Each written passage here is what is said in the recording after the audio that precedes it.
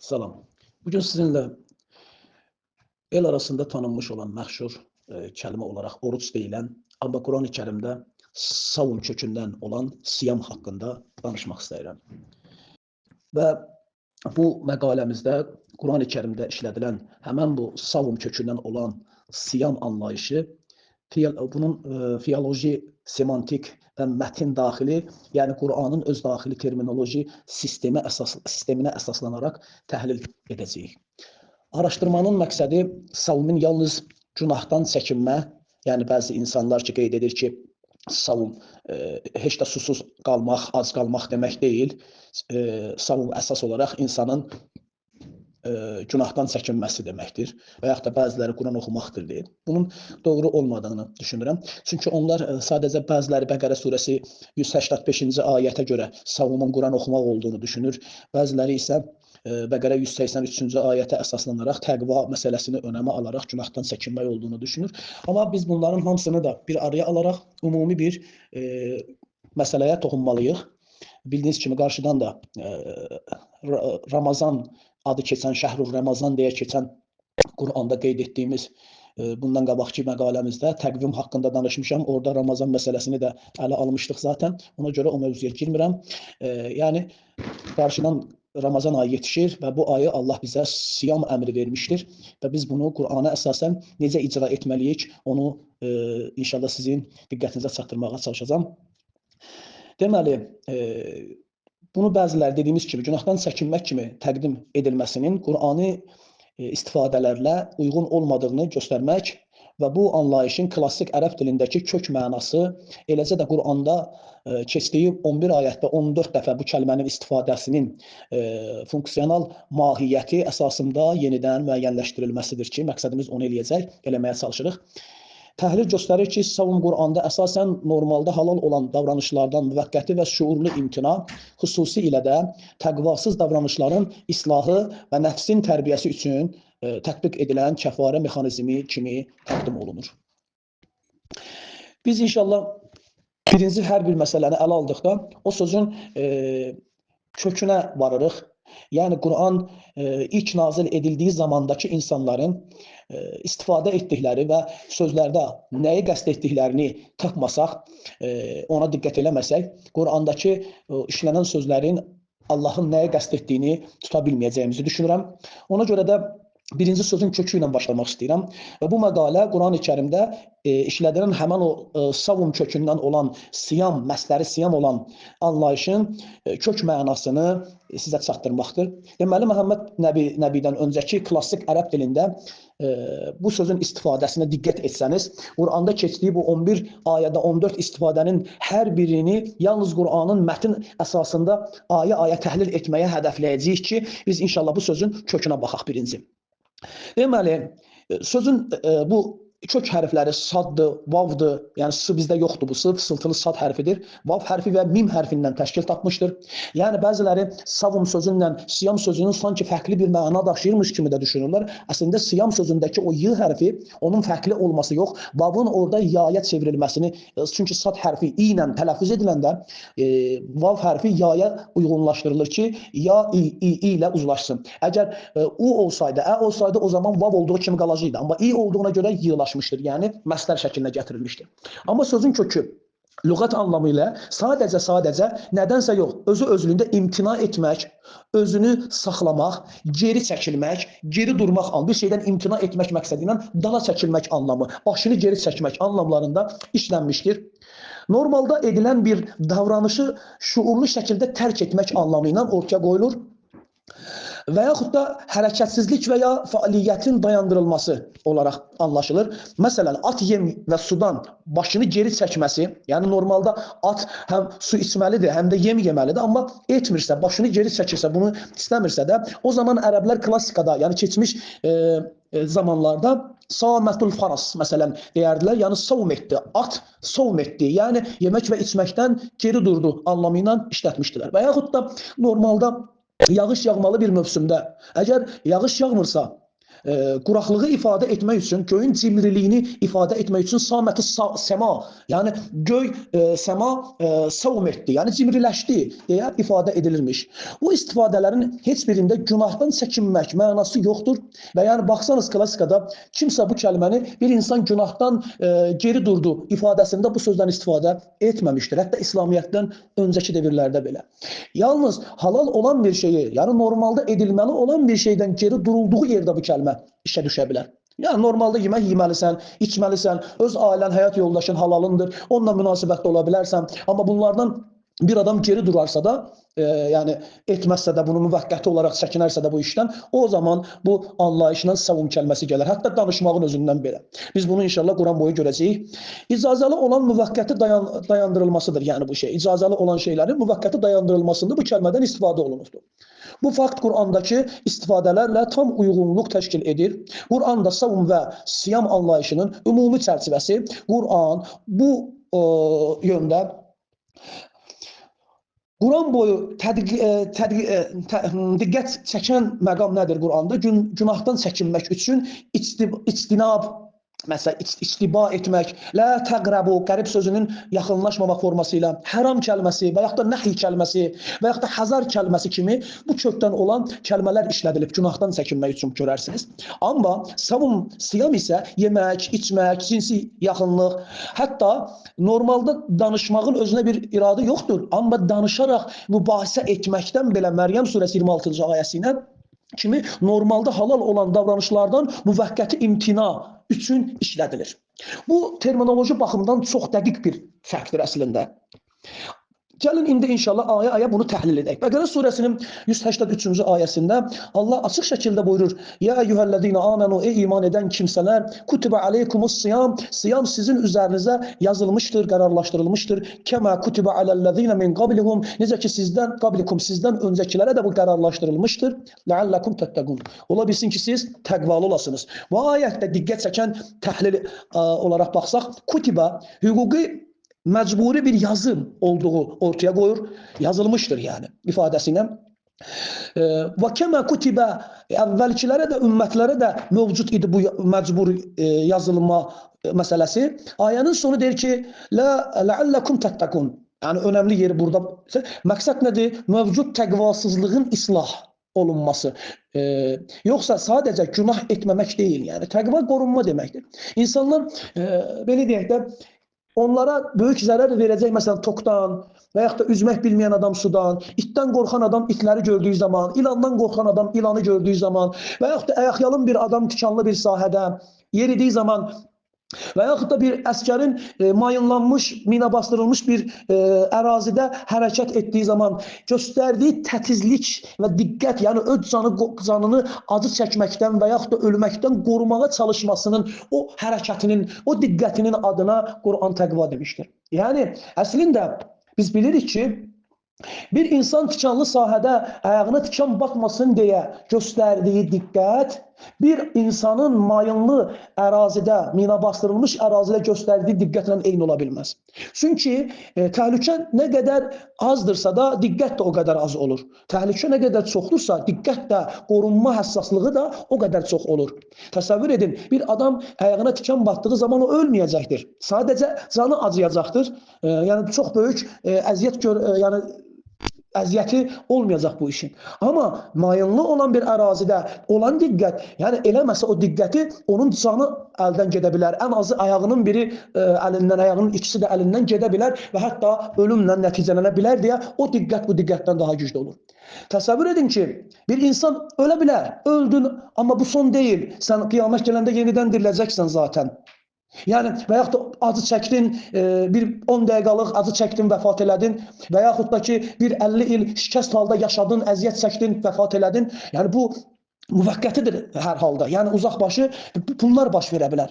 Amma məsələnin ən ciddi yanı budur ki, Allahın təqva etdiyimiz məsələlərə əmr etdiyi şeylər ki var, təqvalı olun, bu təqvaya daha uyğundur, bu təqvaya daha yaxındır dediyi, çəkindirdiyi günahlarda, qoyduğu hədlərdə diqqət eləməsək, özümüzü qorumasaq, o bizi 50 il, 60 il və yaxud da ölüm anlarında çəkilən 15 dəqiqə, 20 dəqiqəki acılar kimi deyil, davamlı olaraq ölümsüz zamanın olmadığı bir əzaba tabi tutulmaq var. Deməli, burada daha çox diqqət tələb etməlidir. Yəni, mayınlı sahədə bir insanın ayağının minaya basmamasına göstərdiyi həssaslığın daha qat-qat artığını insanın Allah təqva istədiyi məsələlərdə, Quranda qadağan edib tapşırdığı məsələlərdə o həssaslığı ondan daha artıq göstərməlidir. Bu həssaslığı göstərən insanlar təqvalı insanlar sayılır.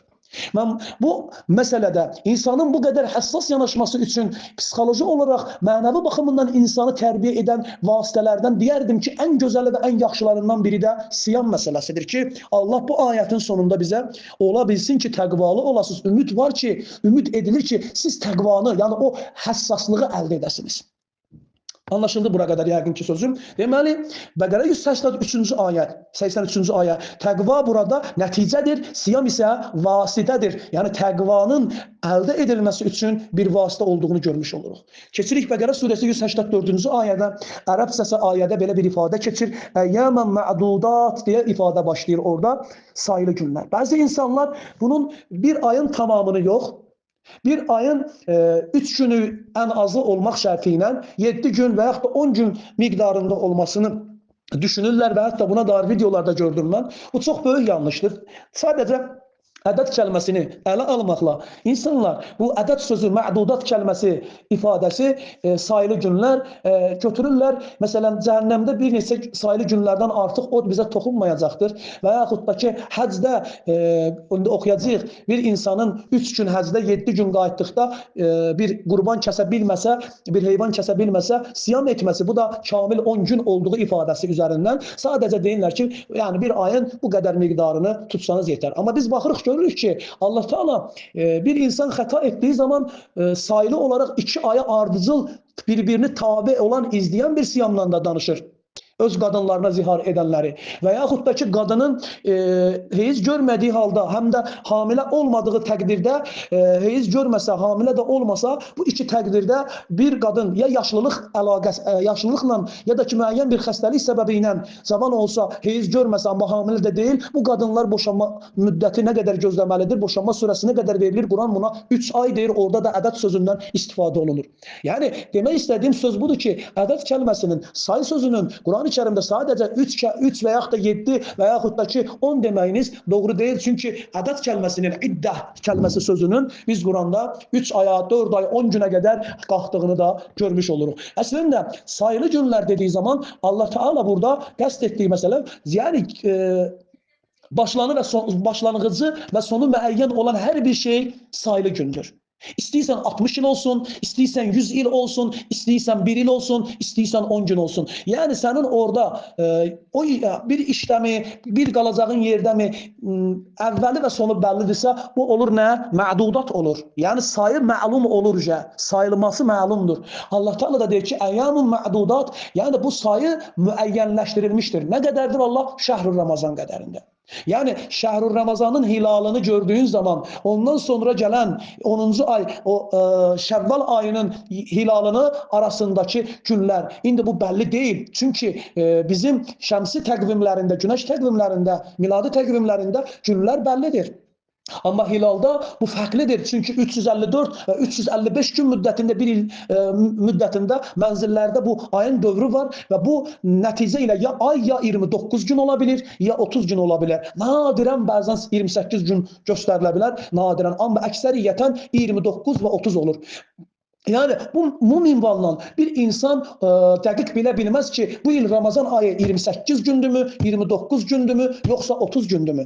Ona görə Allah Teala 58-ci surədə, Mücadilə surəsinin ilk ayələrində öz qadınlarını özlərinə ana hesab edib onlara yaxın getməyə, anasına yaxın getmək kimi sayanlara Allah deyir ki, sizin analarınız yalnız siz doğan qadınlarınızdır. Yəni, sən bir qadına bir gündən sonra sənə yaxın getsəm, anama yaxın getmişəm deməyinə, və yaxud da sən bir gündən sonra mənim anamsan deməyin, onu sənin anan eləməz. Yəni buna zihar deyil. Hər kim belə bir iş görüb qadınına əziyyət verirsə də Allah onlara bir qul azad etməyi imkanı tapmadığı halda İki ayı, bak fikir verin, iki birbirini izleyen ayı deyir, siyam etməlidir ve buna da yani veyahut da ki 60 qarın doydurmalıdır. Bakın, qarın doydurmaqda rəqəm qoyur ortaya, 60 deyir. Niye de demədi orada 60 nəfəri doydur deyən Allah, niye burada 60 gün oruç tut demir?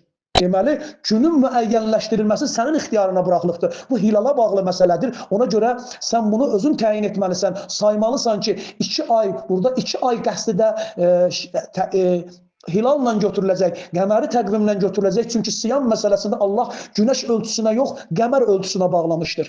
Yunus surəsi ilə bu açıq şəkildə görünür ki, ay üzərindən ortaya qoyulacaqdır. Tamam, indi burada başa düşürük ki, 2 ay ardıcıl deyəndə bu 2 ayın ardıcıl saysan, bu 58 gün də eləyə bilər, 59 gün də eləyə bilər, 60 gün də eləyə bilər. 61 gün olmayacaqdır, 57 gün də olmayacaqdır. Amma ehtimal var ki, 58 də olsun, 59 da olsun, 60 da olsun. Anlaşıldı ne demek istediğim? Ona göre de buna Allah bu şekilde koymuştur. Ve biz eyni ile Ramazan ayında Allah qeyd vurmadı ki 10 gününü, 3 gününü, hatta deyir ki başka günlerde oxar, diğer günlerde saysınlar. Bu ayda xəstə olanlar, məriz olanlar eğer siyam etməsə, bir de bunu qeyd edeyim. Bəziləri deyirlər ki, xəstə olanlar oruç tuta bilməz. Səfərdə olan oruç tuta bilməz. Allah qəti bir qadağa qoymur. Bizim öz ixtiyarımıza qoyur. Əgər çətinlik çəksəniz tutmaya bilərsiniz deyir. Başqa günlərdə onu neyləyin? Tutun deyir. Amma bu günlərdə, məsələn mən xəstəyəm, amma xəstəliyim məni siyam etməyimə maniə deyil. Yəni tuta bilərəm, dözə bilərəm, tutunmu? Tuta bilərsən. Səfərdəyəm, amma səfərin məşəqqəti məni əziyyətə salmır. Mən istəyirəm siyamımı edəm, edə bilərəmmi? Edə bilərsən deyir ayə yəni.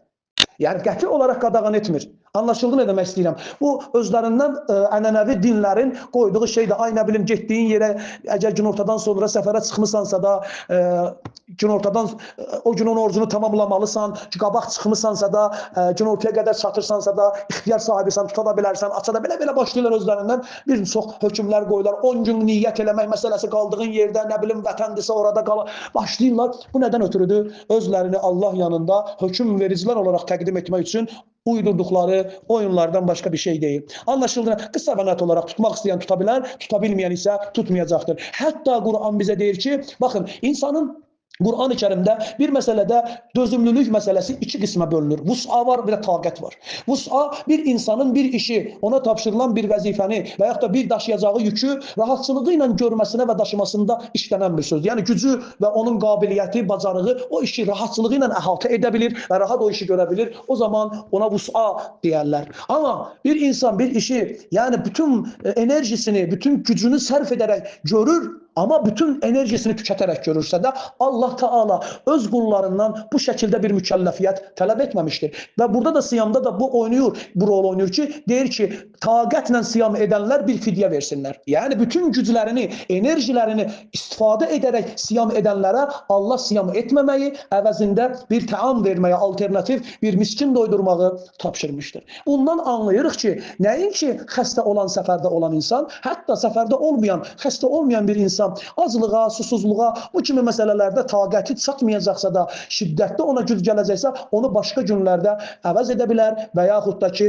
tamamilə tuta bilməyən bir adam isə bir miskin doydurmaqla yetinə biləcəyini, alternatif yolunu göstərmiş olur.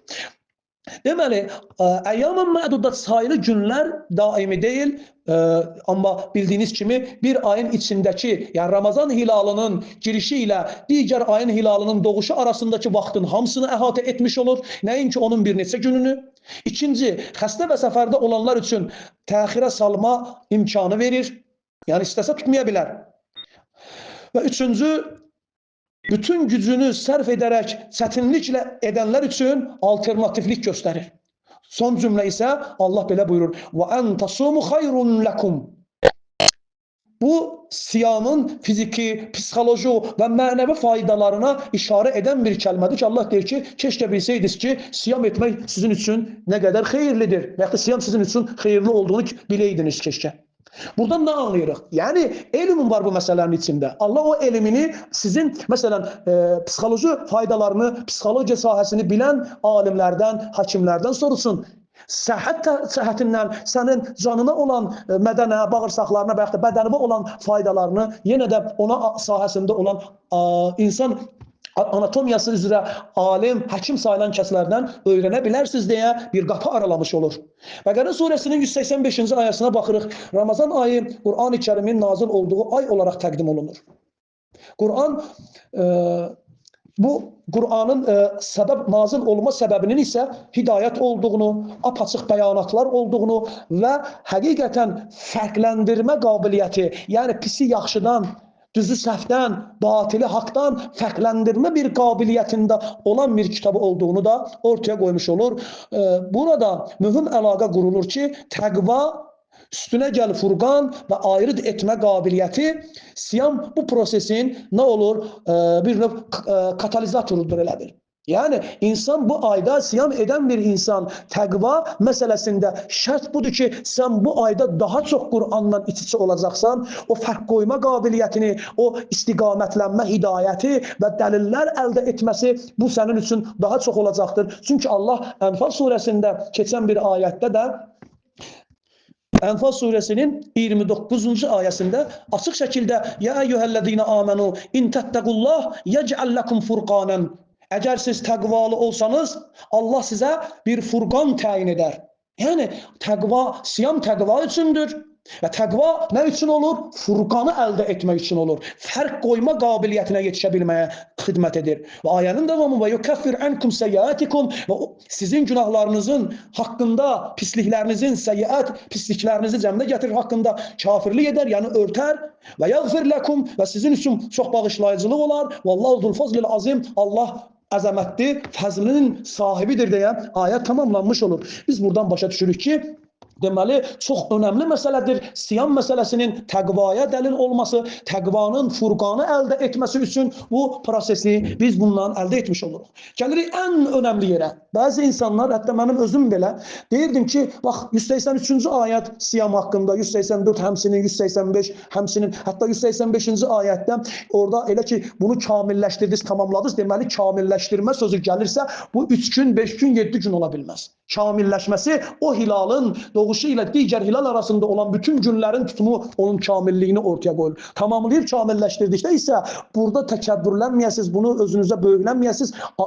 Bu işdə sizə müvəffəqiyyətin Allahın verdiyini düşünüb, böyüklüyü Allaha nisbət verib, Allahı təkbir edəsiniz, yəni böyük tutasınız deyə bir tapşırığı da ortaya qoymuş olur. Və 186-cı ayənin sanki siyamla heç bir əlaqəsi yox imiş, sanki ora qoyulubmuş kimi bir düşüncə yarada bilər insanlardan, amma əslində bütün məsələ demək olar ki, 186-cı ayədə ortaya qoyulmuşdur.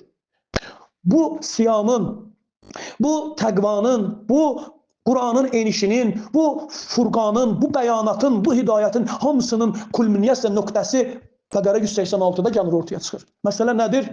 Səndən əgər məni soruşsalar, denən ki, mən yaxınam onlara. Bax ki, Allahı soruşanlar, Allahı soruşanlar, Allahı düşünməyə başlayan, Allahın nə qədər qüdrətli olduğunu, Allahın nə qədər gözəl insanlara neymət verdiyini, yəni insanları Allahı xatırladan, Allahı sorğulamaq, Allahı tanımağa çalışmaq məsələsi siyamdan başlayır.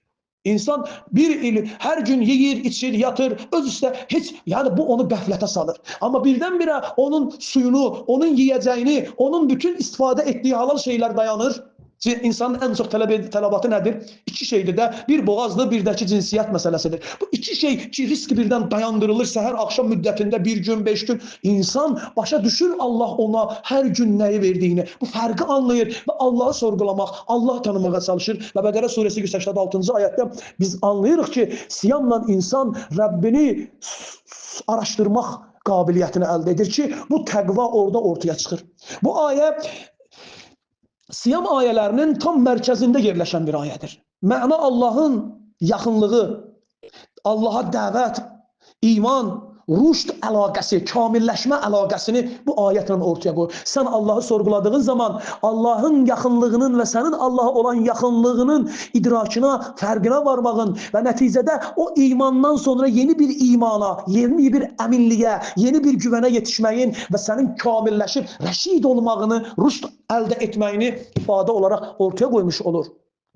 Anlaşıldı yəqin ki, bu nə deməkdir? Bu şuuru qazananın insanın təqvasız qalması mümkün deyil. Yəni bu şuuru əldə edən bir şəxsin mümkün deyil ki, təqvasız olsun.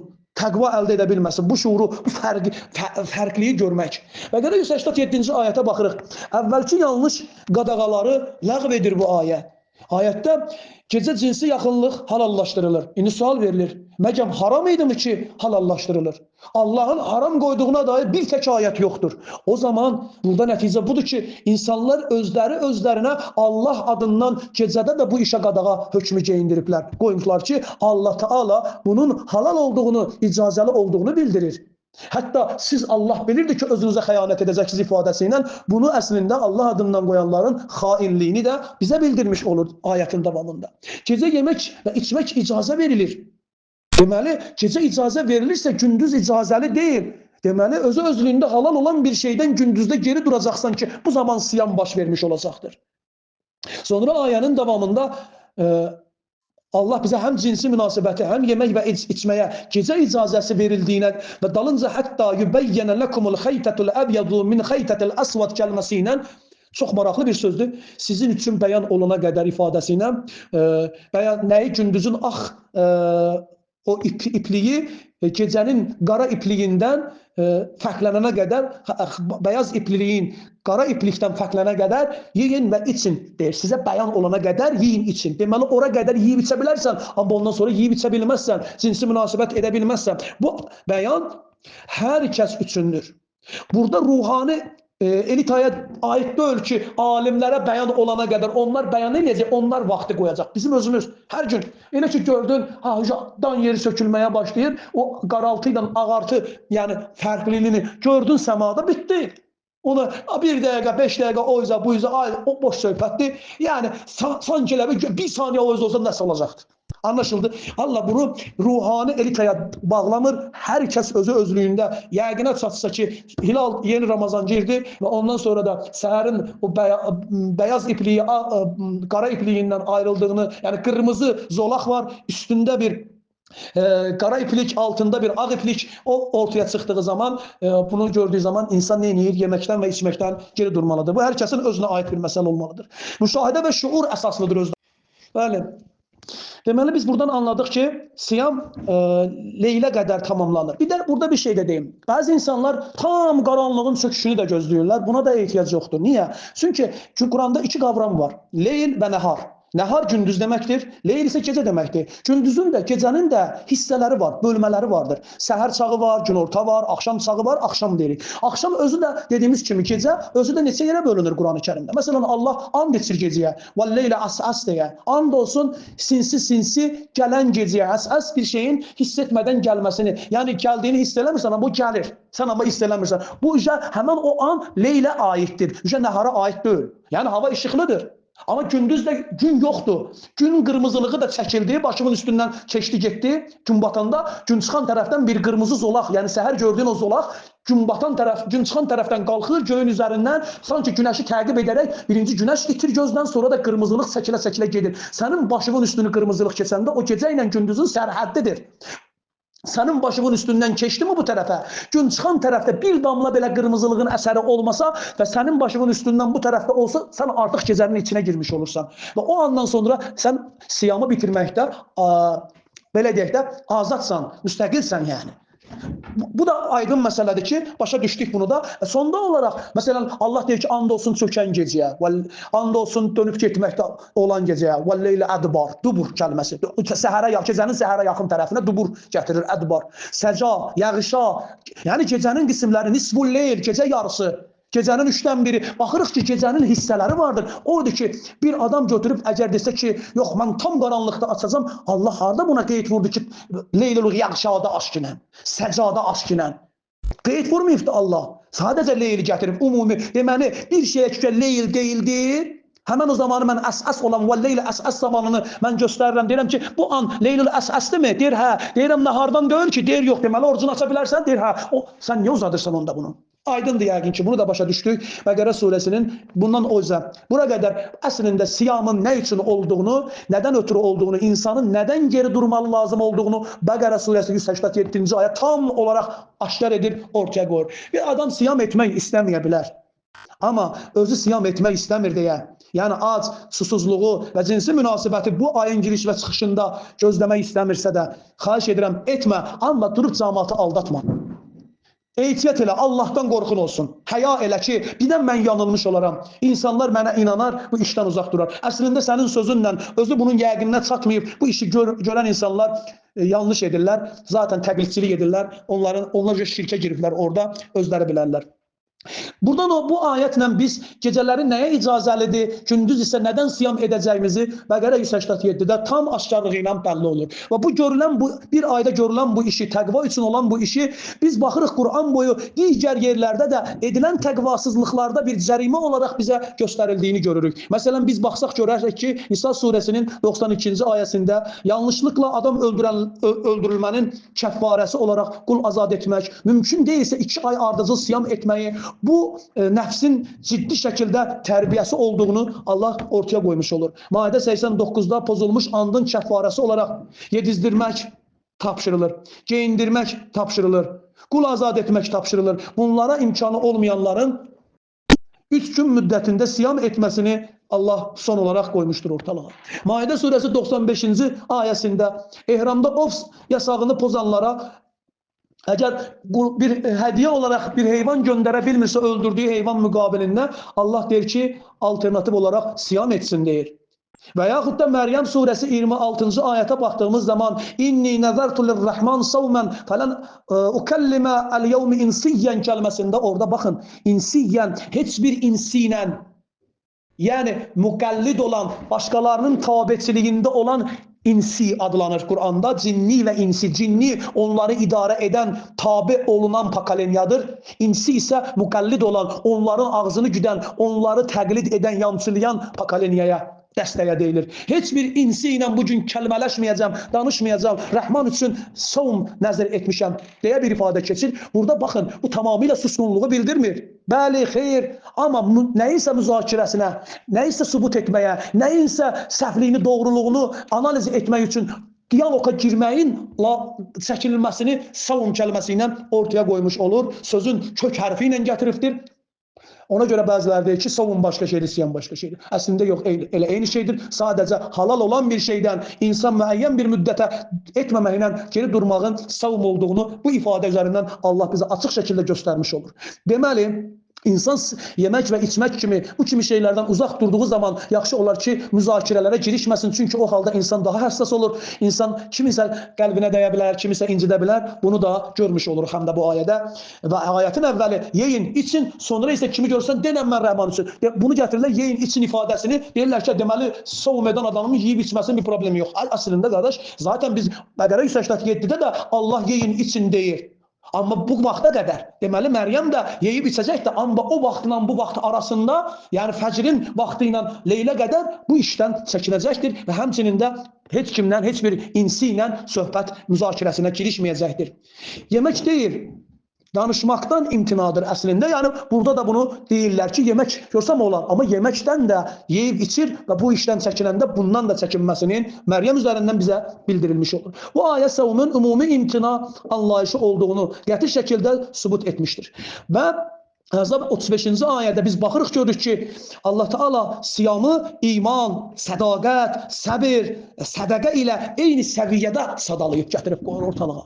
Yəni, ən mühüm məsələlərdir. İman məsələsi, sədaqə məsələsi, sadaqət məsələsi, bunların muslimlik məsələsi, bunların kateqoriyasına gətirir. Ayrıca bir siyam edənlər, kişilər və siyam edən qadınlar deyə otuzdurmuşdur. Və başa salır ki, bu nə tək qadına aid deyil, nə də kişiyə aid deyil. Hər ikisi də bu işi etməlidir yəni. Bu onun əxlaqı davamlı dəyərini göstərmiş bir ayətdir əslində. Mücadilə surəsi 4-cü ayətdə biz baxırıq. Zihar edən kişi üçün qul azad etmək mümkün deyilsə, iki bir-birini izləyən ay ardıcıl siyam etməsi buyurulur. Bu, nəfsə yönəlik ən ağır tərbiyə üsullarından biri olduğunu da görmüş oluruq. Və nəticə, Ümumi qiymətləndirsək bu dediklərimizi, Quran bütövlükdə göstərir ki, savm günahdan çəkinmək deyil, savm halal olan davranışlardan müvəqqəti şuurlu şəkildə imtina etməkdir. Əsas məqsəd nəfsin tərbiyəsi, təqvasızlığın islahı, fərdi şuurun dərinləşdirilməsidir. Bu anlayış Quran-ı Kərimdə son dərəcə ardıcıl, sistemli və mətin daxili uyumlu təqdim olunmuşdur.